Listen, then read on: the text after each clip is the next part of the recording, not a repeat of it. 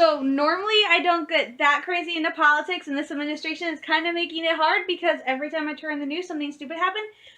So for those of you who might watch my videos who aren't from the U.S., but you've heard about our president, you heard about the craziness going on. Okay, so let me break it down the last couple of days, because literally I tweeted this out like last week or something. I said it just feels like this administration is playing musical chairs with the positions in the White House. And it just got hammered home today. Okay, so let's rewind. Sean Spencer, the inept guy who did the White House briefings when President Trump became president the first time, he resigned and was replaced by this guy named Anthony Scaramucci, who, whenever I hear his name, I instantly go to Bohemian Rhapsody in my head. Sad but true. And Scaramucci turned out to be Trump, the mini version, in the way he treated, in the way he acted, in the way he talked. Everything was just like, oh my gosh, this is a second Trump. And he started sending out all these tweets about the leakers, how he was going to fire them all, and then he accused the old chief of staff, Reince Priebus, of being a leaker. Fast forward to just before the weekend hits, Reince Priebus resigns, and the new White House chief of staff is this guy former general named John Kelly. Now he was actually, I hope I got that name right. Now he was actually tapped apparently to be the original chief of staff for the White House when President Trump got elected, but he turned it down, and that's how Priebus got the job.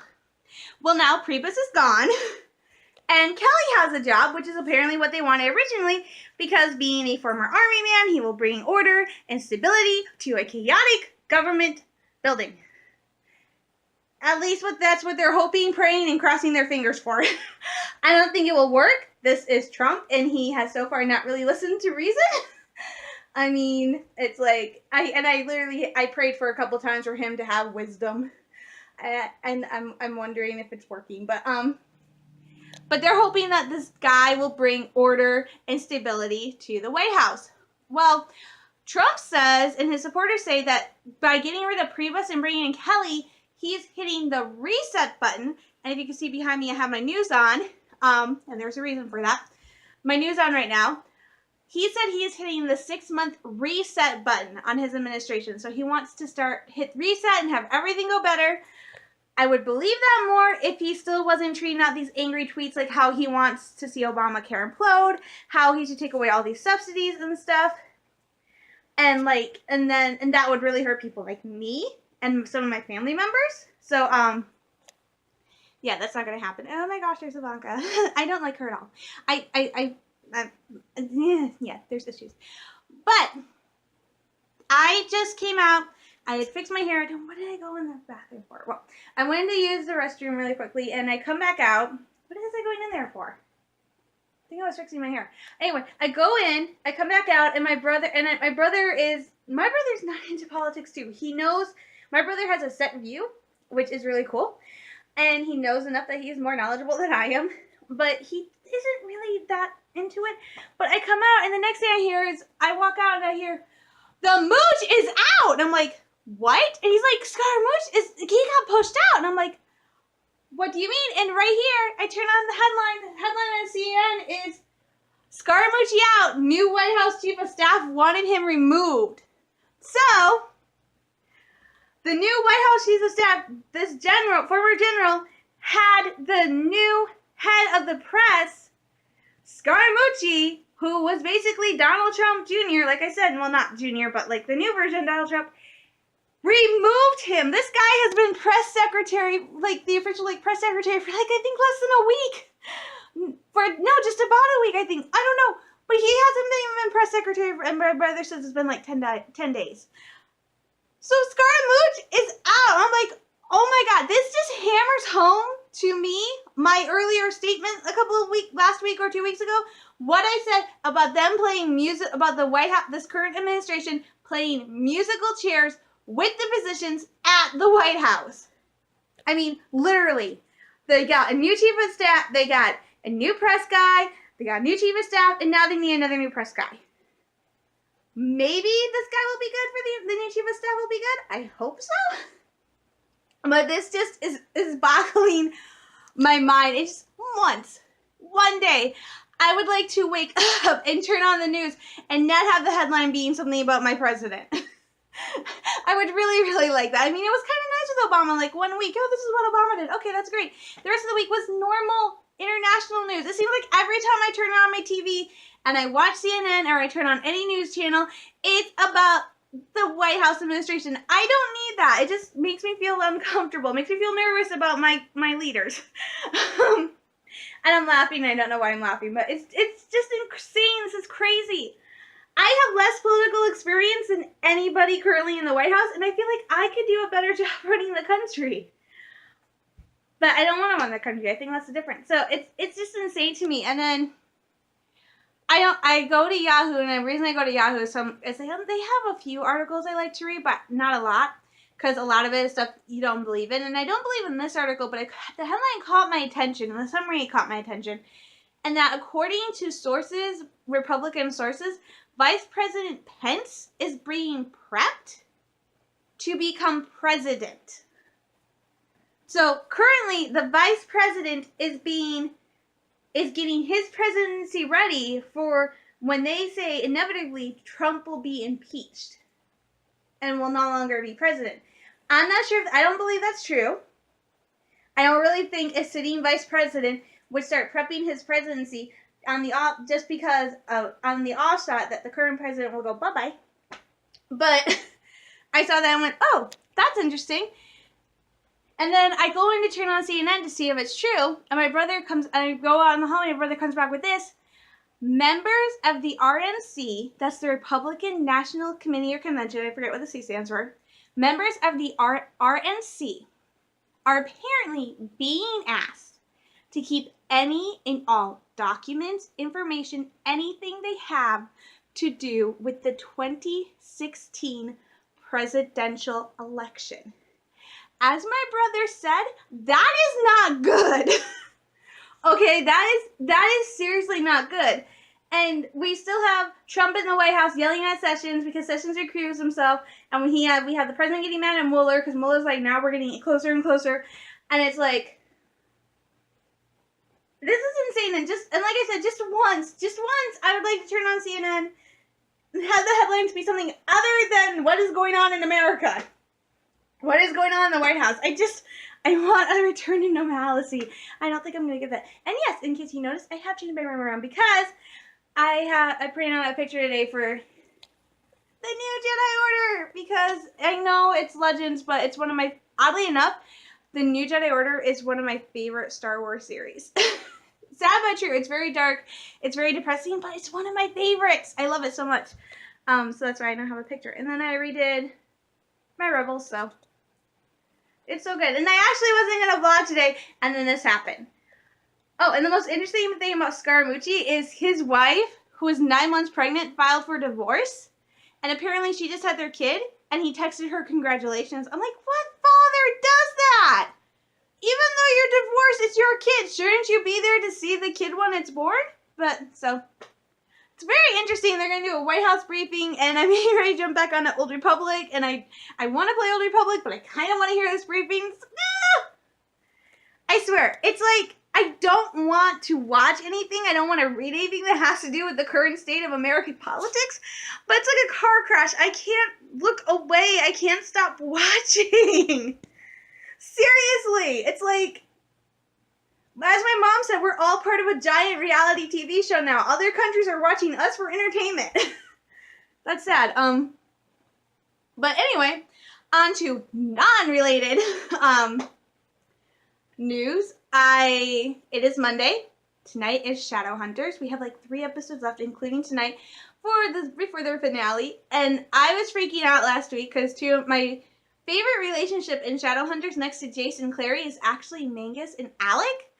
And they're like relationship goal for me because they are so good together. So seeing them last Monday have a huge fight, which I actually muted because I did not want to hear them fight, I got super scared and I got super nervous.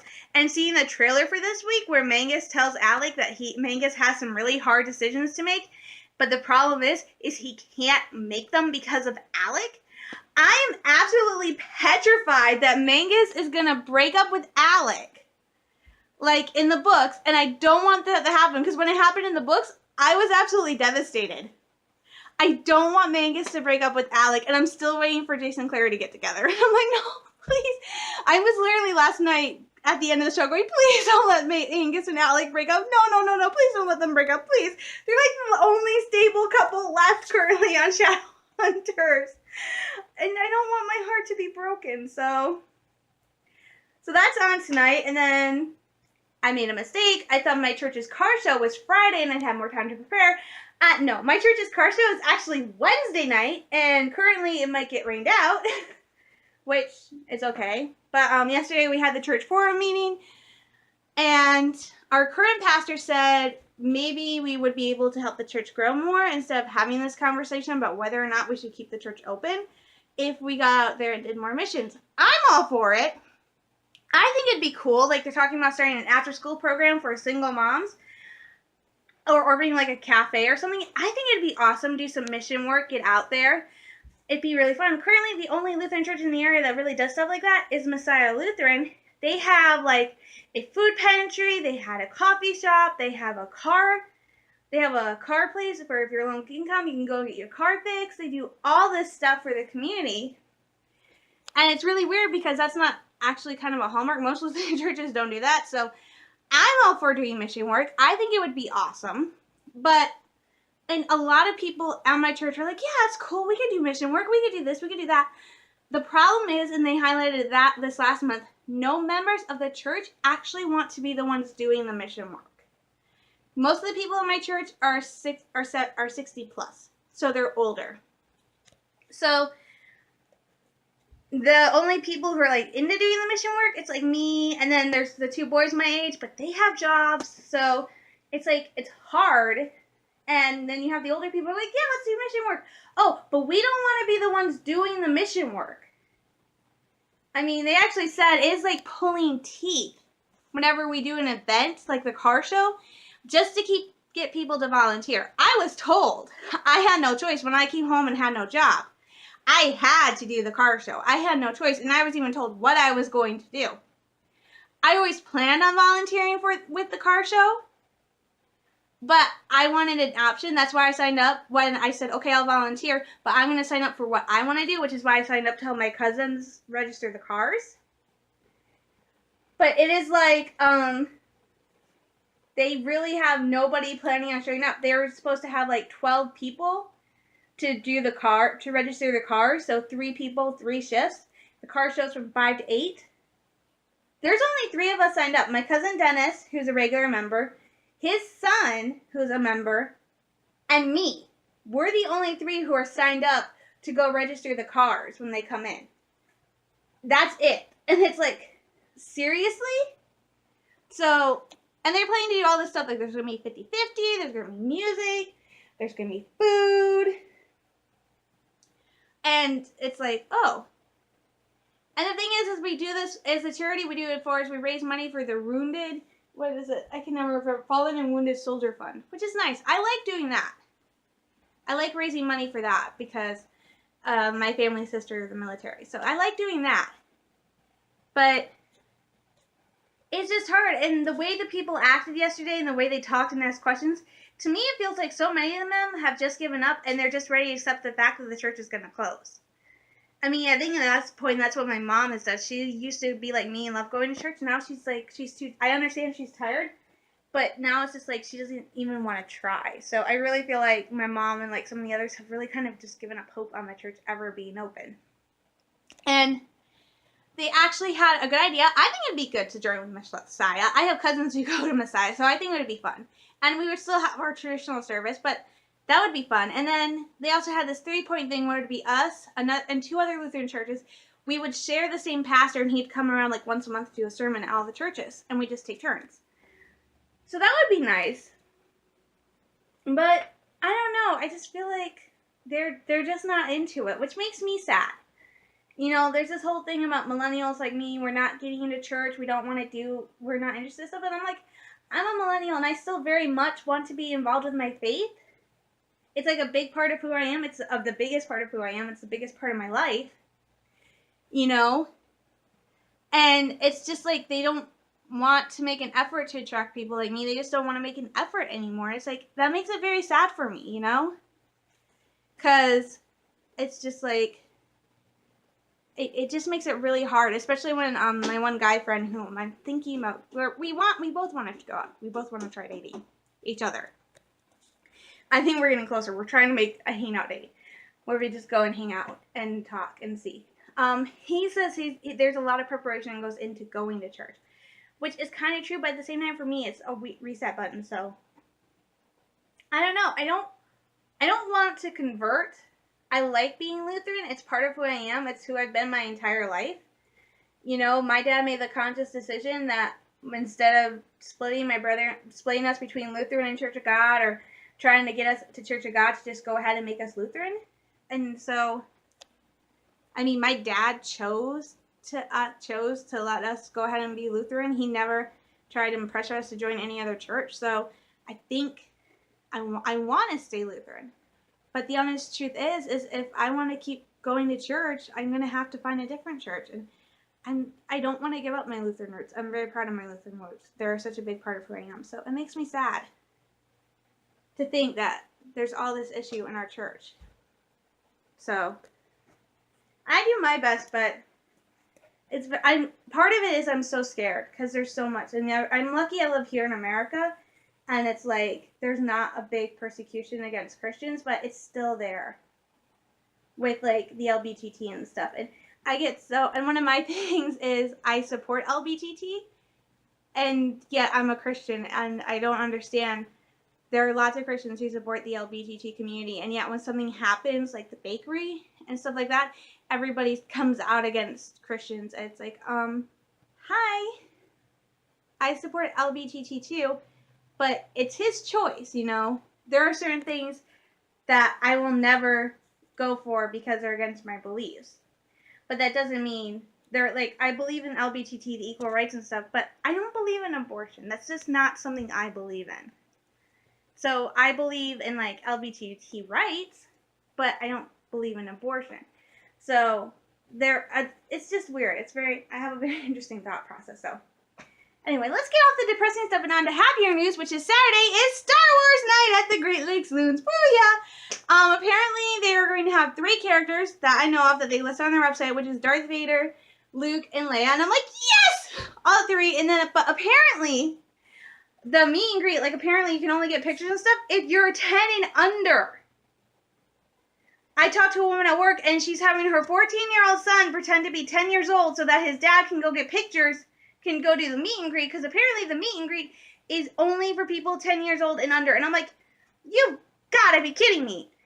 That cannot be true. I mean, okay, meet and greet I can understand, but when you go there, why would they limit you? Because I'm a huge Star Wars fan. I would love to go get my pictures taken with these characters, especially Darth Vader. I've been dreaming of the day when I can get my picture taken with Darth Vader so I can have it, and I want to blow it up and make it big and go, hey! But, it just doesn't seem fair by saying only 10 and under. That means you have all these Star Wars fans who are probably coming to the game just for this, and you're technically saying, oh, there might be a chance you can get your picture taken with them because you're not a kid and you don't have a kid with you. So that makes me sad, but Davenport is also doing a student night there, and they're saying you should be able to get your pictures taken with them. I hope it's true. Because, and even if it's not, I'm still going to go on full-on lightsaber outfit with R2, of course, and go crazy, and be happy and go, let my Star Wars freak flag fly. I literally feel like I'm a freak when I go full-on Star Wars, because like, oh, but I should be in good company. So I'm really, really, really hoping that it's just the meet and greet that is limited to people 10 and under with the parent, if the parent's there.